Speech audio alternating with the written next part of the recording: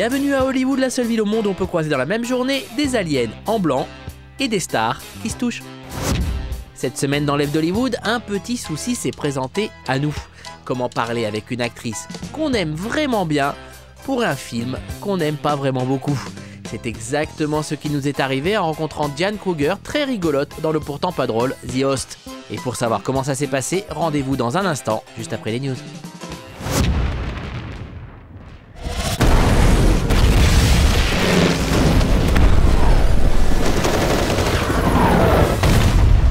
Vous mouriez d'impatience, vous étiez au bord de la dépression, vous n'en pouviez plus d'attendre, mais ça y est, ils sont là, les G.I. Joe sont de retour, la vie a de nouveau un sens.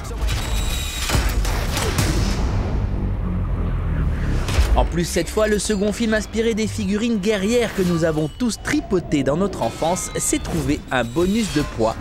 General Colton, call me Joe. Bruce Willis dans le rôle du général Joe, le tout premier G.I. Joe. Et il était heureux d'être là. Si. The original Joe Colton is a guy named General Joe Colton. And the G.I. Joe action figure is far more famous than I am. Worldwide, far more famous than I am. And it's an honor for me. I mean, really, it's I seldom get to say that, but it is just an honor to play this guy. No, because I remember playing with my G.I. Joe when I was a kid, and it didn't look like you. I'm sorry. No, not like me. No. Don't take it wrong. No. What did you used to do with your G.I. Joe dolls? We can talk about that, but later. All right. Good. No, I destroyed a lot of them. Me too, man. Yeah, me too. Yeah. Flaming cars going down a big ramp, jumping. Quant à Dwayne Johnson, il est lui aussi un nouveau venu dans la saga, mais il a déjà son G.I. Joe et il adore ça. I just killed Dwayne Johnson! So how do you feel about having your own G.I. Joe? I feel great. I love this. Look at this. How cool is this? When I was a kid, I played with G.I. Joes. And I played with Roadblock, action figures, Duke, Snake Eyes. So now I'm sitting here with you. And here's my playing with yourself. I'm playing with myself. Again. Yes. Some things never change. As a kid to an adult, we're always playing with ourselves. You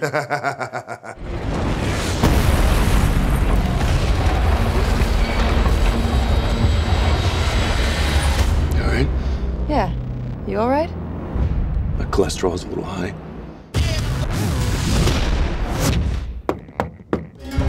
Débarquement de Star Frenchy il y a quelques jours à New York. C'est dans le bien nommé cinéma Le Paris que se tenait le festival Rendez-vous with French Cinema, une semaine de films français en plein Manhattan mise en place par Unifrance, l'organisme chargé de la promotion du cinéma français dans le monde et dont le nouveau président, Jean-Paul Salomé, se rend bien compte que malgré les récents succès de The Artist ou d'Amour, rien n'est évident pour installer le cinéma Made in France sur les écrans américains, quels que soient ces écrans. Il y a la salle, il y a le cinéma, mais il y a aussi la VOD, il y a maintenant des moyens de voir du cinéma ailleurs qu'au cinéma, où les écrans ne sont pas multipliables à l'infini, et que par rapport à ça, il n'y a pas de raison que notre cinématographie n'existe pas évidemment au cinéma, mais aussi sur d'autres moyens de diffusion. Les spectateurs américains ne voient pas tous les films français, c'est vrai, mais ils connaissent de plus en plus de stars Frenchy. Jean Dujardin et Marion Cotillard sont des visages connus de tous les cinéphiles d'ici. C'est aussi le cas de celui d'Audrey Tautou depuis le succès américain d'Amélie Poulain. Elle était là pour la présentation du film posthume de Claude Miller, Thérèse Desquéroux, et se rend bien compte d'un nouvel appétit du public d'outre-Atlantique. Le public américain commence à avoir peut-être davantage envie de sortir un petit peu de ses frontières. Et c'est vrai que le cinéma, entre autres, mais l'art en général, peut permettre de faire ce voyage facilement.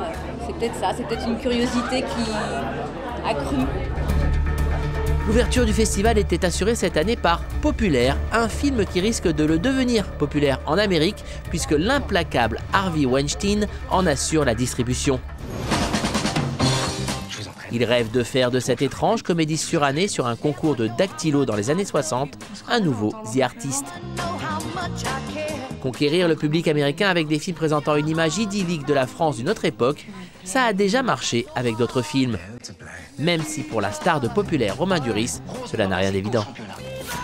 Parce que vous faites référence à The Artist ou Amélie Poulain Ouais, peut-être, je sais pas. Mais en même temps, Ozon n'est pas très nostalgique, son cinéma n'est pas si nostalgique que ça, et puis il cartonne ici, donc, ou Christophe Honoré ou Gaspard Noé, il fait du cinéma quand même très, très actuel et ça marche très bien ici, alors donc je pense que c'est pas... Après on parle au nombre d'entrées, il y a des films plus populaires qui font plus d'entrées peut-être, oui. Mais ça comme en Europe, c'est pareil. Le festival Rendez-vous with French Cinema a affiché complet à toutes les séances, preuve s'il en était encore besoin qu'à New York, le cinéma français est toujours aussi populaire.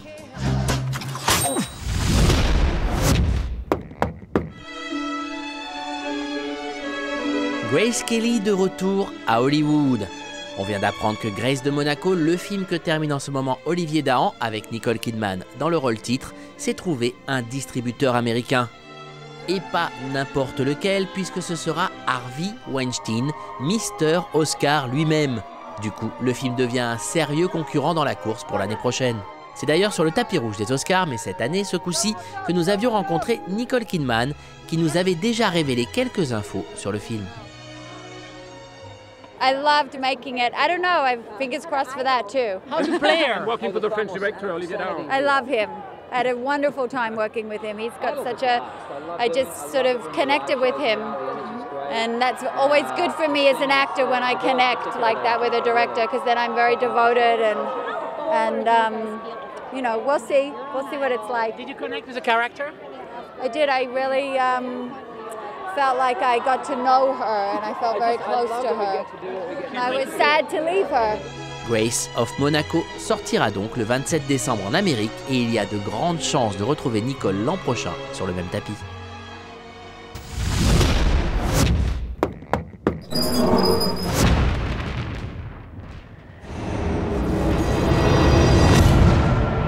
Almost every human has been successfully occupied. The Host, les âmes vagabondes en français, si, sort sur les écrans américains cette semaine. Sur le papier, une nouvelle version de l'invasion des profanateurs réalisée par Andrew Niccol, l'homme qui nous a offert avec Gattaca le film de SF référence des années 90. C'est plus qu'excitant. Sauf que si on continue à lire le papier, on s'aperçoit que tout ça vient d'un bouquin écrit par Stephanie Meyer, l'auteur de Twilight. Et tout d'un coup, un patatras. This is the beginning of a love story. Le film est une bluette étrange où une ado aliénisée est amoureuse d'un résistant à l'invasion extraterrestre. Oui, je sais. Come with us. I'd rather die. Heureusement, dans le film, il y a Diane Kruger en méchante alien, inlassablement aux trouches de l'héroïne. Une sorte de terminatrice qui a l'air de bien s'amuser dans le film. Un film où elle est tout le temps habillée de cuir blanc. Nous, on n'a rien contre, c'est juste qu'on se pose quand même une question. Diane, j'ai une question pour vous. Pourquoi les aliens, ils sont tous habillés en blanc? C'est une très bonne question, j'ai aucune idée. Ça, c'est vraiment notre réal Andrew Niccol qui a créé ce monde. Parce que c'est vrai que dans le livre, c'est pas du tout décrit comme ça. Et honnêtement, c'était complètement débile d'être habillé en blanc dans le désert. Hein. C'était un cauchemar de garder les fringues blancs. Il fait chaud? Bah, chaud, et encore, mais la poussière, tout, enfin, vous pouvez imaginer, c'était ridicule. Mais c'est vrai que c'est cool, enfin, je veux dire, c'est beau. C'est sûr qu'il a une vision très précise sur le monde qu'il crée. Et dans tous ses films, on retrouve ça, notamment Gattaca. Enfin, moi, vraiment, j'adore ce film. C'est esthétiquement vraiment très fort. Mais en même temps, il est écrivain, donc c'est lui qui a écrit le scénario. Donc il est quand même il fait beaucoup d'attention aux mots, aux acteurs. Enfin, il peut faire 18 prises, mais à la 19e, il vient bouger un coussin de 2 cm, quoi.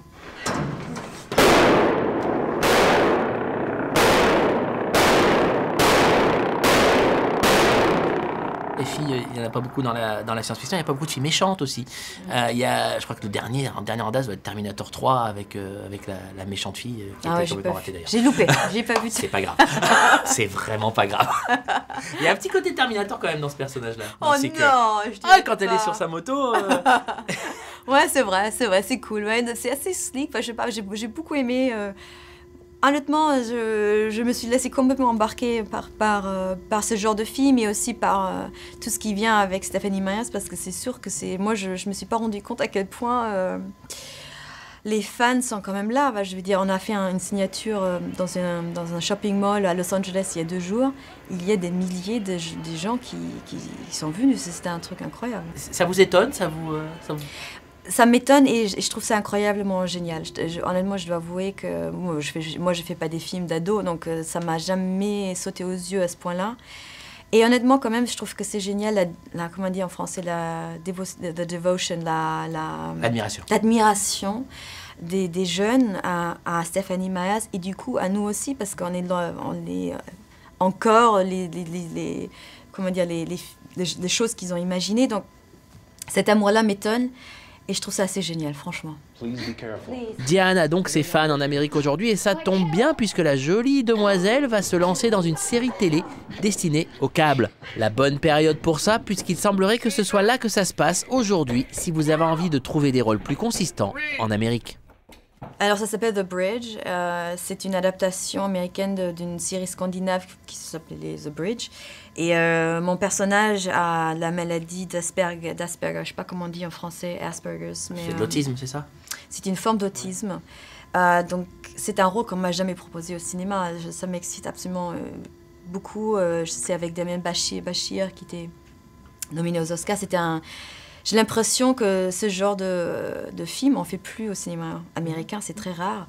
Et donc ça m'excite énormément. C'est, je crois, un des plus beaux rôles qu'on m'a proposé, en tout cas ici. Il n'y a pas une hésitation parce que c'est une série? Parce qu'avant, on savait que les acteurs étaient un peu coincés sur le côté... Ça fait longtemps qu'ici, ça change. Hein. Le câble, hein, je ne parle pas des... Parce qu'en plus, c'est pas le temps est comme un film. Je tourne 4 mois. Finalement, ça me laisse le temps de faire les films que j'ai envie de faire, quoi. The Bridge, ce ne sera pas avant encore quelques mois, mais en attendant, Diane Kruger en cuir blanc dans le désert, c'est dans The Host, et ce sera à partir du 17 avril prochain, sur les écrans français.